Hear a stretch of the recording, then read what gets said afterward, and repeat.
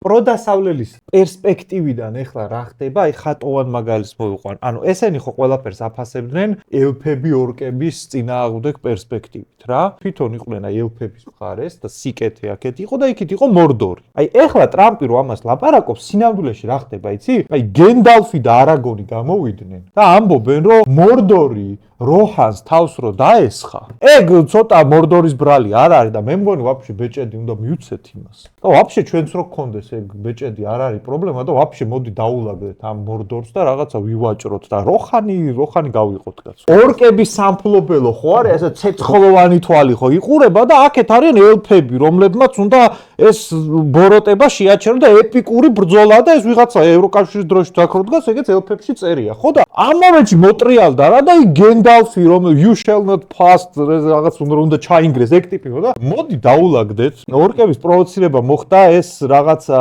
როჰანის რაინდები მე მგონი თვითონ თავის ბრალი არის. თეოდენის დროზე არ მოელაპარაკა მორდორს. მაგის ბრალია. ეხა მორდორის ბედს აი გენდალფი და საურონი გადაწყვეტენ და მაგის თავზეც გავიარე. აი ლიბერალის პერსპექტივით მართლა ეგ ხდება.